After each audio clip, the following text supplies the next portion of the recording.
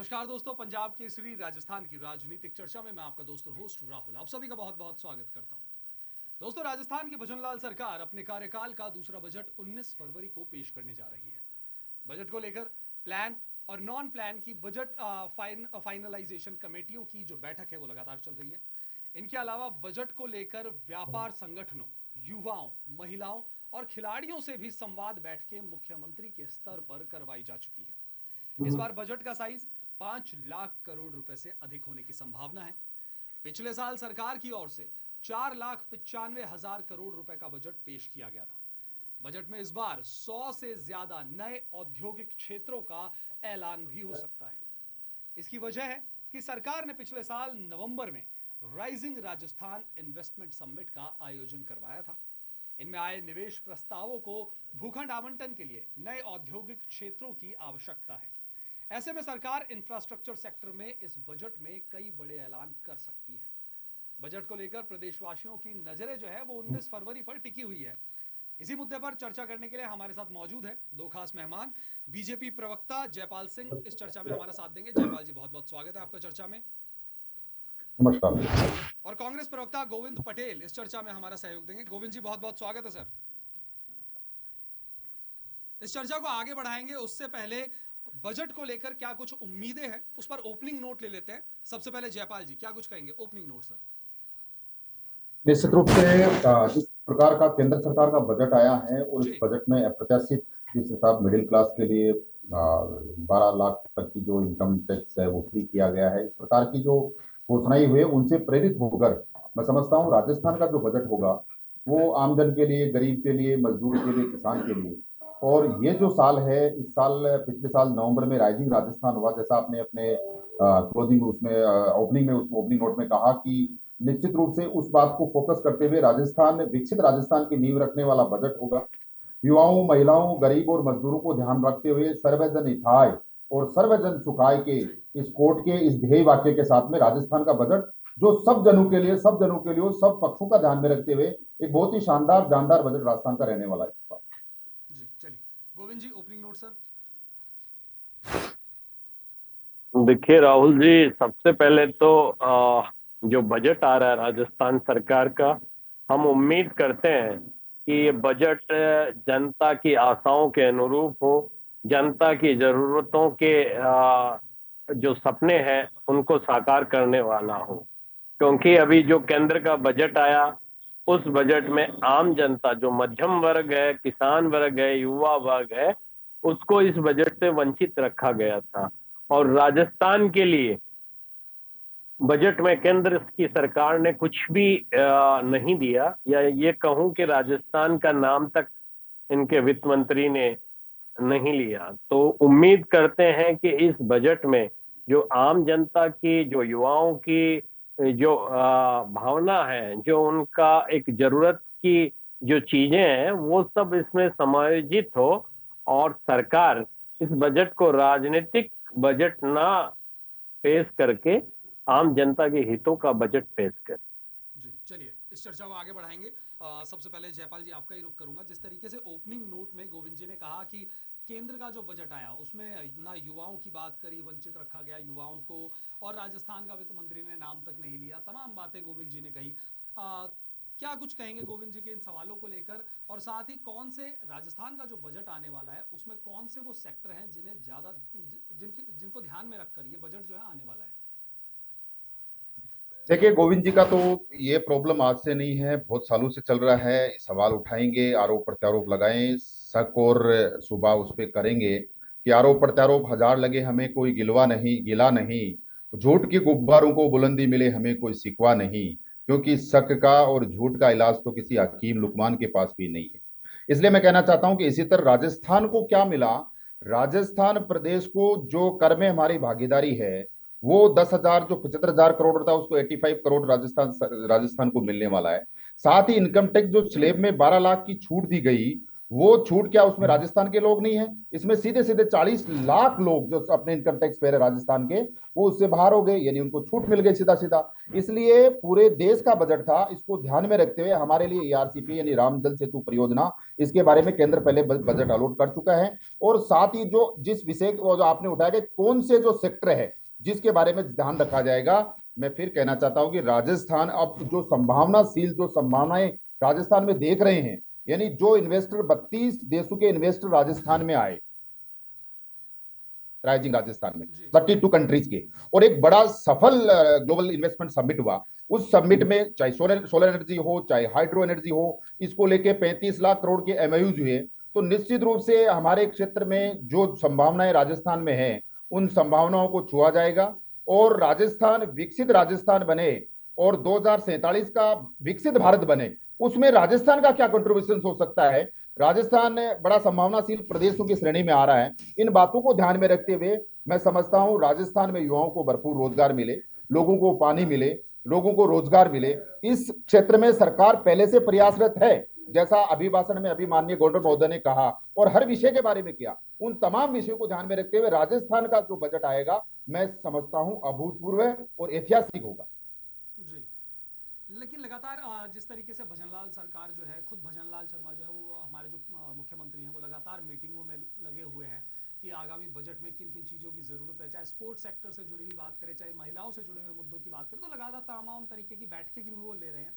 तो उन बैठकों का क्या कुछ असर जो है, क्या कुछ इम्पैक्ट जो है उस बजट में देखने को मिलेगा?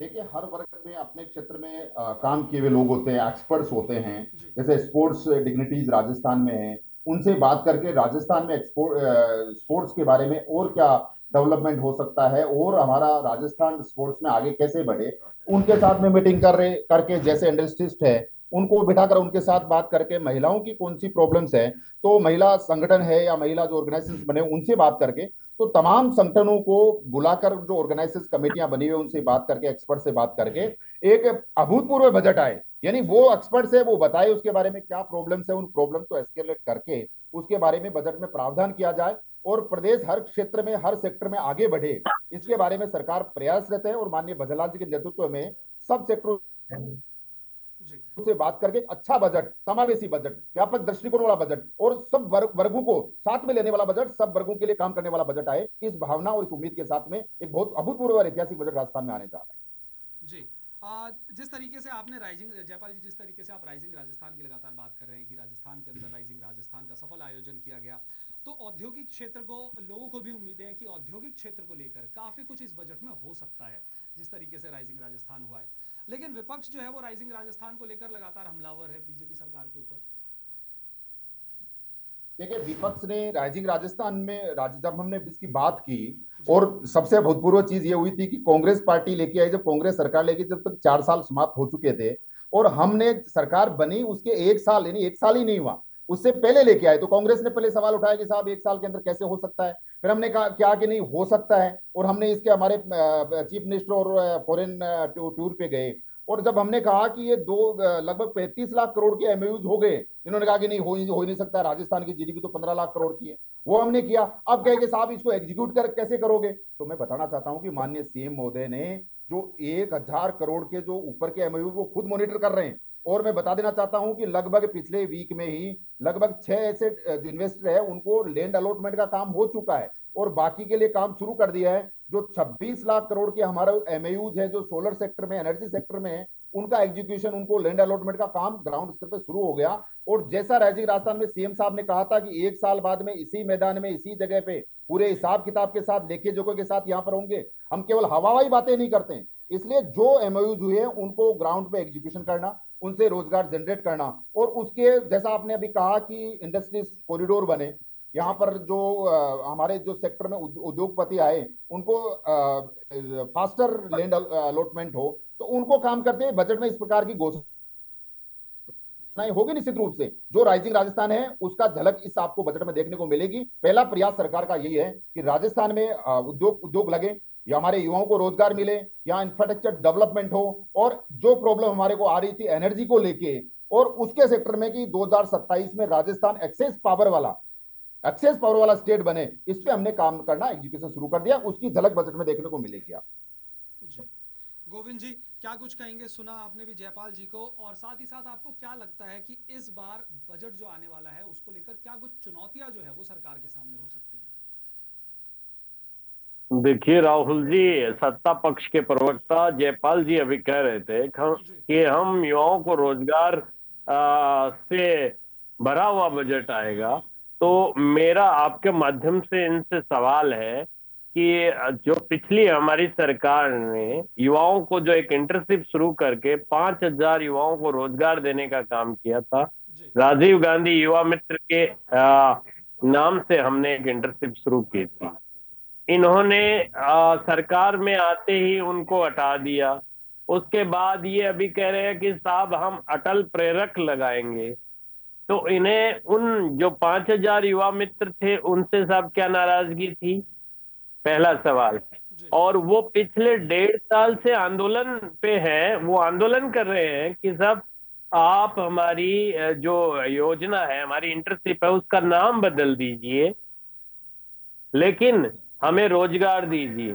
तो ये सरकार युवाओं की बात कर रही है, रोजगार की बात कर रही है, लेकिन रोजगार देने में असमर्थ इसलिए अपने आप को ये कह रही है कि साहब वो कांग्रेसी थे। इतने सारे, आप राहुल जी आप भी जानते हो कि 5,000 कांग्रेसी नहीं हो सकते। उनकी जांच करवाइए, अगर आपको लगता है कि कांग्रेसी है तो जांच करवाइए।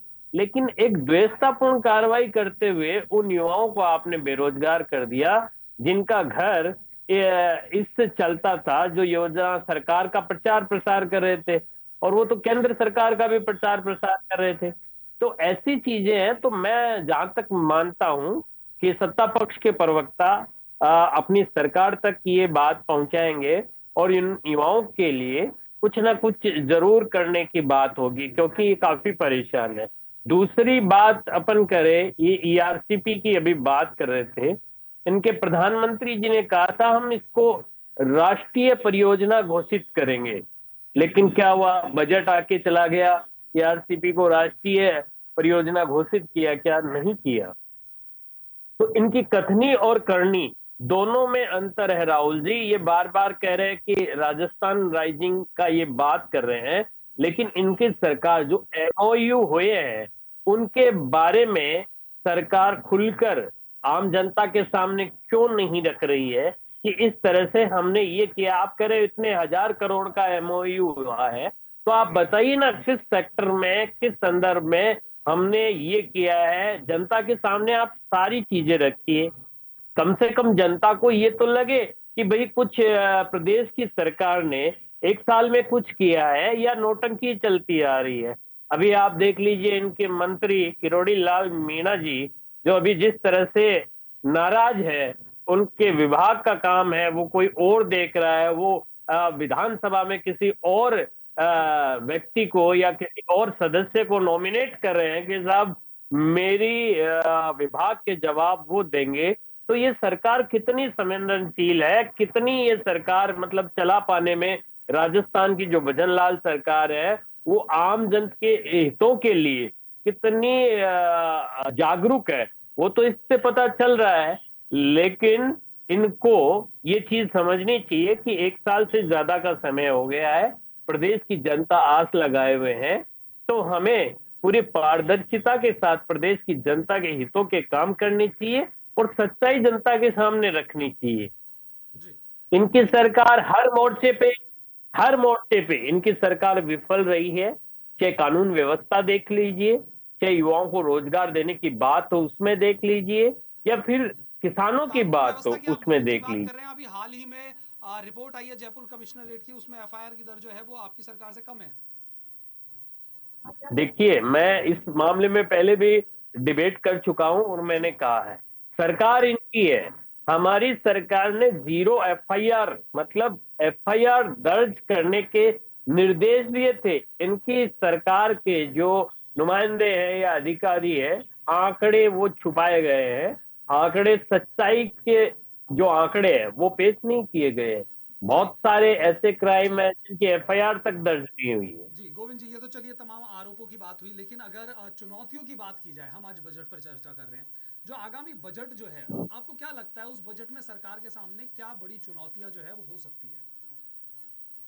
देखिए, सरकार के सामने सबसे बड़ी चुनौती है वो है, इस सरकार ने अभी तक कोई विजन लेकर काम की शुरुआत नहीं की।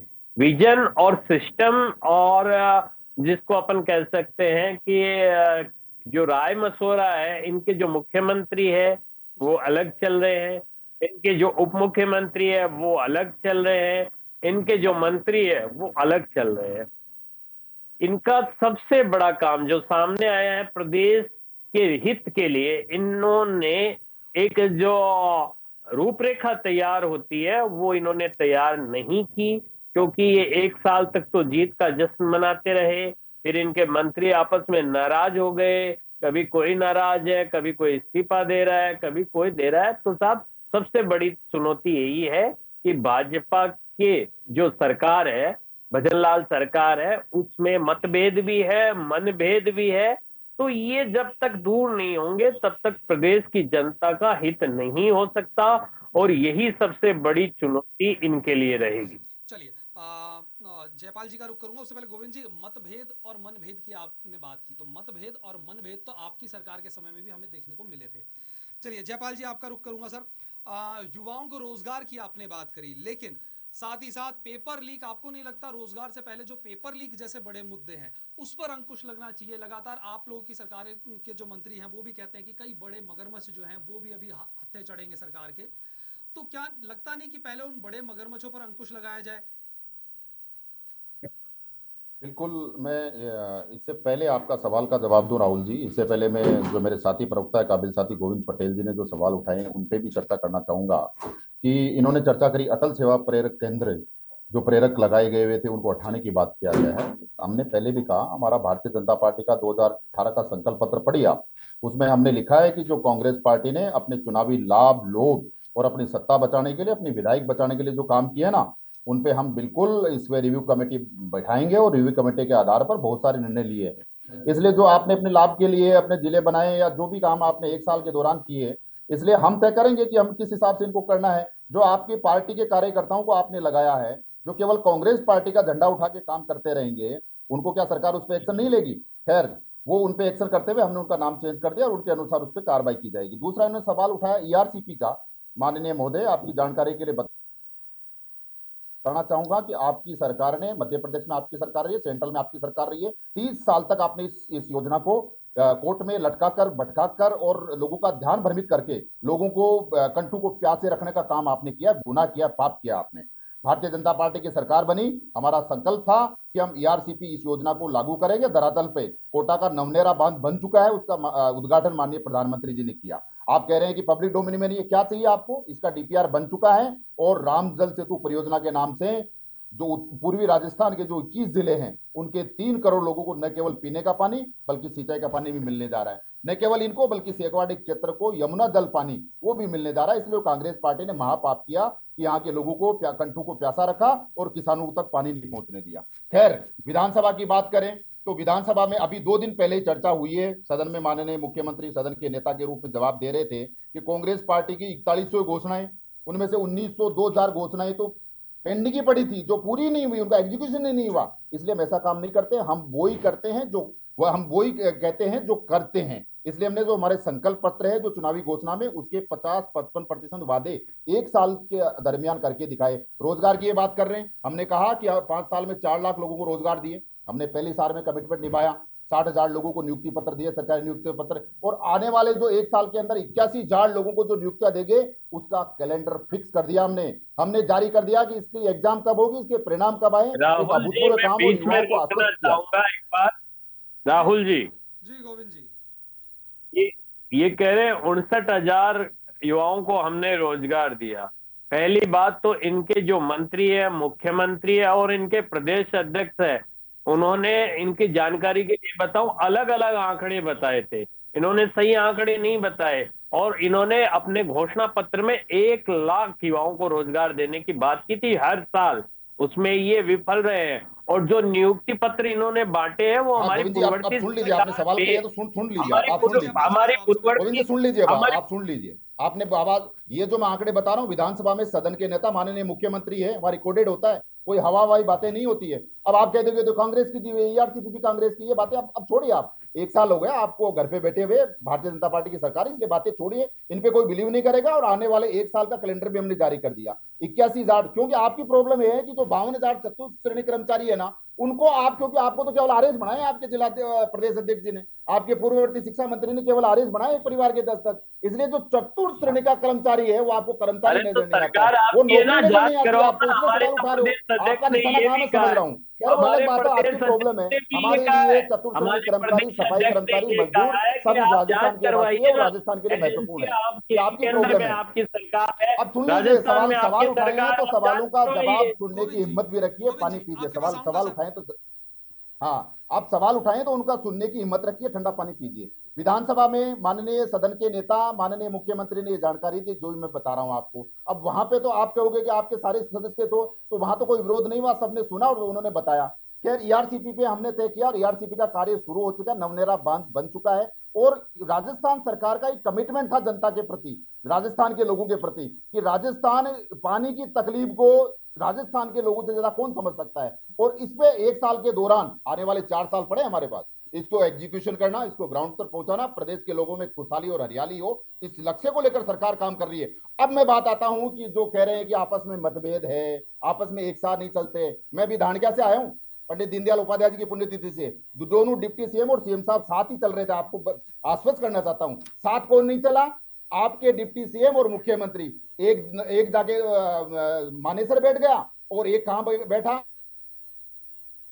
पता है आपको? जो होटलों में आपने बिताया, आपका डिप्टी सीएम अजमेर से लेकर जयपुर तक पदयात्रा कर रहा था। आप बात करते हैं फूट की बात, भारतीय जनता पार्टी एक है और कांग्रेस पार्टी सदन में देखा किस प्रकार के सदन से छोड़ के भागी, इसलिए वो अपने गिरेबान में जाके क्या भारतीय जनता पार्टी सवाल हो रहे हैं। भारतीय जनता पार्टी अनुशासित पार्टी है और प्रदेश के 8 करोड़ लोगों के संकल्प को लेके, आशा और उम्मीद को लेके जो आने वाला बजट होगा, मैं कहता हूं राजस्थान की उम्मीदों का बजट होगा। जी, जयपाल जी, एक सवाल मेरा भी था कि पेपर, आप नौकरियों की बात कर रहे हैं, लेकिन पेपर लीक का जो मुद्दा है वो लगातार बना हुआ है, तमाम ये मसले सामने आते हैं, तो क्या इस पर अंकुश लगाने की जरूरत नहीं है? लगातार आपकी सरकार के मंत्री भी कहते हैं कि कई बड़े मगरमच्छ हैं, अभी उनको भी पकड़ में आना जरूरी है, तो बिना मगरमच्छों को पकड़े नौकरियां निकालना, कल को वापस से पेपर लीक हाँ, हो गया। राहुल जी बिल्कुल सही सवाल उठाया आपने, पहले भी उठाया, मैं इसका जवाब नहीं दे पाया। हमने जब हम जब विधानसभा चुनाव में गए, भारतीय जनता पार्टी सरकार बाद में बनी, तो विधानसभा चुनाव में हमारे संकल्प पत्र का एक ये भी संकल्प था कि हम जो 40 लाख 50 लाख जो बेरोजगार राजस्थान है, उनके भविष्य के साथ जिन लोगों ने कुठाराघात किया, उनको पकड़कर उनको सजा देंगे। और एसआईटी गठन करके जो पेपर माफिया जो राजस्थान में जो पनपे हैं पिछले 5 साल में, उनको नेस्ता नाबूद करने का काम करेंगे। इसी के तहत हमने एसआईटी का गठन किया और एसआईटी ने पहले दिन से काम शुरू किया। और जो जो पेपर लीक हुए, राजस्थान में 19 पेपर लगातार लीक हुए, एक ने लगातार लीक हुए, उन्हें उन पे कार्रवाई करते हुए लगभग 200 से ज्यादा लोगों को गिरफ्तार किया। और जैसा एसआई भर्ती के बारे में आप कह रहे हैं, अब कोर्ट में मामला विचाराधीन है, तो इस पे काम करके 200 लोगों को न केवल पकड़ा है बल्कि उनको नौकरी से बर्खास्त किया है, नौकरी से भी उनको उठाया है। हालांकि कोर्ट में वो मामले चल रहे हैं, लेकिन राजस्थान सरकार ने तय किया। और अभी लगभग, अभी एसओजी ने अभी 5 दिन पहले प्रेस कॉन्फ्रेंस करके बताया कि लगभग 48 परीक्षाएं जो आरपीसी द्वारा और लगभग इतनी परीक्षाएं स्टाफ सिलेक्शन बोर्ड द्वारा हुई है जो फुल फुल नकल प्रूफ, यानी नकल की कोई दूर दूर तक संभावना नहीं। जो नकल की संभावनाएं या करने वाले जो गिरोह थे, उनको हमारी सरकार ने, पुलिस ने, एसओजी ने पहले ही पकड़ के सलाखों के पीछे किया। इस प्रकार हेल्पलाइन हमने बनाया। तो इस क्षेत्र में मैं समझता हूं और काम करने की जरूरत है। तो राजस्थान सरकार कटिबद्ध है, प्रतिबद्ध है, कमिटेड है। युवाओं के भविष्य के साथ में जिन्होंने कुठाराघात किया उनको छोड़ा नहीं जाएगा, बख्शा नहीं जाएगा, चाहे वो कितने बड़े मगरमच्छ है। जी, कहीं ना कहीं जयपाल जी, ये भी माना जा रहा है कि उपचुनाव में जो बीजेपी को जीत हासिल हुई है, वहां पर जिन सीटों पर उपचुनाव में बीजेपी को जीत हासिल हुई है, वहां पर भी बजट को लेकर माना जा रहा है कि बड़ी घोषणाएं जो है वो हो सकती है, क्योंकि वहां पर जो बीजेपी के विधायक है वो काफी दबाव में है और इस तरह की भी बातें जो है वो राजनीतिक हलकों में उठ रही है। देखिए, पहली बात तो मैं आपको क्लियर करना चाहता हूं कि राजस्थान में जो बाई इलेक्शन हुए हैं, भारतीय जनता पार्टी ने अच्छी जीत वहां हासिल जी। की है। और हमारे प्रदेश अध्यक्ष और माननीय मुख्यमंत्री के नेतृत्व में बहुत शानदार शानदार जीत हमने हासिल की। जहां कांग्रेस पार्टी की सीट थी वो हमने छीनी है उनसे। लेकिन मैं समझता हूं उससे पहले भी हमारी सरकार पे इस प्रकार की कोई खतरा नहीं था। सरकार आराम से फुल मेजोरिटी के साथ में सरकार थी। इसलिए जो भी बजट आएगा, जो 19 फरवरी को आ रहा है, जी। वो प्रदेश के 8 करोड़ लोगों के हितों को ध्यान में रखते हुए, महिला, गरीब, मजदूर, किसान और युवा और बेरोजगारों को ध्यान में रखते हुए एक सर्वजन हिताय सर्वजन सुखाय के इस ध्येय वाक्य के साथ आएगा। इसमें केवल कहीं को जिले को कोई ज्यादा मिल गया, मैं समझता हूं जहां पर जो आवश्यकता है, जो न्यूनता है, उसको कमी पूर्ति करने वाला बजट वहां पर यदि कुछ ज्यादा दिया जा रहा है तो उस क्षेत्र की आवश्यकता होगी। लेकिन मैं जी। समझता हूं प्रदेश के 8 करोड़ लोगों के हितों को ध्यान में रखते होने वाला बजट होगा। चलिए, गोविंद जी क्या कुछ कहेंगे सर? देखिए राहुल जी ये बात कर रहे हैं कि ईआरसीपी, अब जी। तक इनकी सरकार ये नहीं बता पाई है कि राजस्थान को कितना पानी मिलेगा, और इस सवाल पे इनके सरकार के सभी नुमाइंदे चुप है। तो ये किस ईआरसीपी की बात कर रहे हैं, क्या कर रहे हैं? जनता के सामने ये तो कम से कम होना चाहिए, भाई आप कितना पानी राजस्थान को दोगे। और दूसरा ये कह रहे हैं कि कांग्रेस की सरकार ने इस योजना को लटकाया भटकाया। कांग्रेस ने लटकाया भटकाया नहीं, कांग्रेस ने तो हर काम की शुरुआत की थी। और जो ये आप मगरमच्छ पकड़ने की बात आपके मुख्यमंत्री और मंत्री कर रहे हैं, आपने अभी तक मगरमच्छ तो छोड़िए सर, छोटे जो गिरोह के लोग थे वही नहीं पकड़ पाए। हमारी पूर्ववर्ती सरकार ने कड़ा कानून बनाया, और हमने कुछ लोगों को पकड़ा भी था, और जिन लोगों को चिन्हित किया उन्हीं लोगों को अभी तक, ये पूरों को तो पकड़ ही नहीं पाए हैं। तो ये किस तरह की बात कर रहे हैं, मेरे तो परे से है। बाकी मैं उम्मीद करता हूं कि आज जयपाल जी यहां से एक पर्ची बना कर ले जाएंगे और अपने मुख्यमंत्री जी को ये पर्ची पहुंचाएंगे कि साहब प्रदेश की जनता की ये मांगे हैं, तो कम से कम हो सकता है कुछ सुनवाई हो जाए, क्योंकि पर्ची की सरकार है। तो मैं इनसे बार बार यही कहूंगा कि प्रदेश की जनता के हितों के मुद्दों की बात करिए। विरोध तो आप पिछले 1 साल से कर रहे हैं कि हमारे जो पूर्ववर्ती कांग्रेस सरकार है उस पर आरोप लगा रहे हैं, काम तो आपने कुछ किया नहीं। तो अब उम्मीद करते हैं कि इस बजट में तो सरकार जनता के लिए कुछ करेगी। चलिए, जी राहुल जयपाल जी। जी, जयपाल जी, ये पर्ची वाला जो मामला है ये लगातार राजस्थान की राजनीति में काफी विपक्ष जो है इसको काफी पुरजोर तरीके से उठा रही है, तो इसी पे आपसे जवाब ले लेते हैं, फिर क्लोजिंग नोट लेना चाहूंगा सर। जयपाल जी। देखिए, कांग्रेस पार्टी के पास में अभी इनको जनता ने विपक्ष में बिठाया, जनता के मुद्दों पे बात करे, ये केवल पर्ची पे, खर्ची पे, इनकी जो सरकार खर्ची पे चलने वाली वो पर्ची की बात कर रही है। इनकी तो पूरे 5 साल से जो सरकार है वो खर्ची पे चली। और बिरला ऑडिटोरियम में जैसे लोगों ने पूछा, इनके मुख्यमंत्री ने पूछा, तो उन्होंने बताया कि हमारा तो खर्ची पे सरकार चल रही है, इसलिए ट्रांसफर पैसे दे के होते हैं। यहाँ पे वो सरकार नहीं है, यहाँ पर एक मजबूत मुख्यमंत्री है। और सदन में जिस प्रकार से मुख्यमंत्री ने जवाब दिया वो सुना आपने,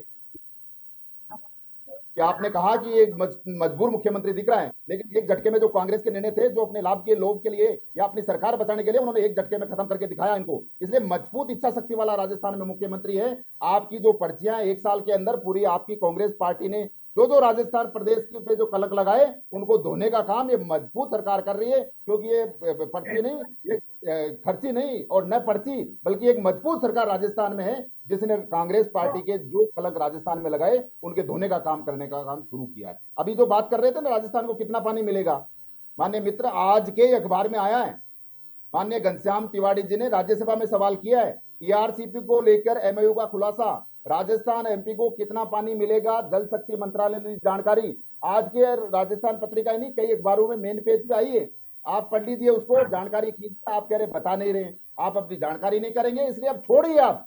ये तय हो गया कि राजस्थान को अब पानी मिलना तय है। कांग्रेस पर सरकार की लटकाने की भटकाने की जो योजनाएं हैं वो असफल हो सकती है, जनता आपके भ्रम में नहीं आने वाली है। चलिए, हालांकि ये मुद्दा बहुत बड़ा है, इस पर जितनी चर्चा की जाए उतनी कम है, लेकिन समय का थोड़ा अपना अभाव है, तो इसीलिए चलते चलते क्लोजिंग नोट आप दोनों ही मेहमानों से लेना चाहूंगा। सबसे पहले गोविंद जी, आज का जो हमारा मुद्दा है क्लोजिंग नोट सर, पूरी तमाम डिबेट आपने सुनी, चर्चा सुनी, क्या कुछ कहेंगे?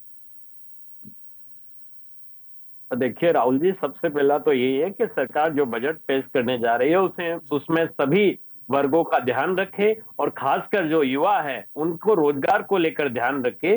दूसरा, जो प्रदेश में इन्होंने जिले और संभाग हटाए उनको लेकर भी ये अपनी जो स्थिति है तथ्य क्लियर करे, भाई किस तरह से हमने जिले और संभाग हटाए हैं। इनकी सरकार ने वो जवाब नहीं दिया, और उम्मीद करते हैं कि सरकार बजट सभी वर्गों को ध्यान में रखकर पेश करे, ना कि किसी विशेष वर्ग को ध्यान में रख के बजट पेश करे।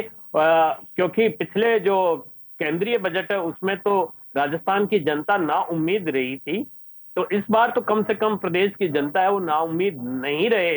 यही उम्मीद हम सत्ता पक्ष के प्रवक्ता से करते हैं कि वो अगर मुख्यमंत्री उनके सुनते हैं तो ये बात जरूर रखे कि प्रदेश की जनता के हित का बजट है। चलिए जयपाल जी, क्लोजिंग नोट सर।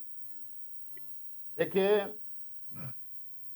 पिछले एक साल के कार्यों के आधार पर जो राजस्थान सरकार ने काम किए, और हम लोग राजस्थान के 8 करोड़ लोगों की उम्मीदों पर जो सपने राजस्थान के लोगों ने देखे हैं उनको पूरा करने का एक संकल्प है कि ये परिंदे क्यों जमीन पर बैठकर आसमान देखता है, पंख फैला उड़ान भर, क्योंकि जमाना सिर्फ उड़ान देखता है। और राजस्थान अब विकास की उड़ान भर चुका है, माननीय भजनलाल जी के नेतृत्व में आगे बढ़ चुका है। और प्रदेश के 8 करोड़ लोगों की उम्मीदों को पूरा करने वाला बजट, महिलाओं, गरीब, मजदूर, किसान और विशेष रूप से जो यूथ है, यूथ एम्प्लॉयमेंट, रोजगार के लिए जो काम कर रहे हैं, जो उनको रोजगार के बारे में कैसे यहाँ पर रोजगार क्रिएट किया जाए, तो निश्चित रूप से उन उम्मीदों को पूरा करने वाला बजट होगा। और विशेष रूप से आईटी सेक्टर, हमारे सोलर सेक्टर, एनर्जी सेक्टर और एग्रीकल्चर सेक्टर को लेकर यह बजट पूरा किसानों को, मजदूरों को डेडिकेटेड होगा। और एक बहुत ही उम्मीदों भरा बजट राजस्थान को देखने को मिलेगा। अभूतपूर्व ऐतिहासिक बजट होगा। चलिए बहुत बहुत शुक्रिया आप दोनों ही मेहमानों का इस चर्चा में हमारे साथ जुड़ने के लिए। तो बहुत दोस्तों, बहुत राजस्थान की भजनलाल सरकार अपने कार्यकाल का जो दूसरा बजट है वो 19 फरवरी को पेश करने जा रही है। बजट को लेकर माननीय मुख्यमंत्री जो है वो लगातार बैठकें कर रहे हैं अलग अलग विभागों में, चाहे हम स्पोर्ट्स सेक्टर की बात कर ले, एग्रीकल्चर सेक्टर की बात कर ले, महिलाओं की बात कर ले, तो लगातार बैठकों का जो दौर है वो लगातार चला राजस्थान के अंदर, हम सभी ने देखा। तो इस बजट को लेकर जो प्रदेश की 8 करोड़ जनता है वो इस और नजरें टिकाई बैठी है कि इस बार इस बजट में क्या कुछ खास आने वाला है। हालांकि जिस तरीके से बीजेपी प्रवक्ता को हमने सुना कि ये आगामी जो बजट है ये उम्मीदों से भरा बजट रहने वाला है, इसमें नौकरियां भी मिलेंगी, महिलाओं के लिए भी बहुत कुछ होगा, किसानों के लिए भी बहुत कुछ होगा, तो सभी क्षेत्र के, हर क्षेत्र से जुड़े लोगों के लिए कुछ ना कुछ इस बजट में होने वाला है, ऐसा बीजेपी प्रवक्ताओं का मानना है, कहना है। अब क्या कुछ इस बजट में निकल के आने वाला है ये तो आने वाला वक्त ही बताएगा, लेकिन फिलहाल के लिए इस चर्चा में इतना ही। मुझे और हमारे दोनों मेहमानों को दीजिए इजाजत। नमस्कार।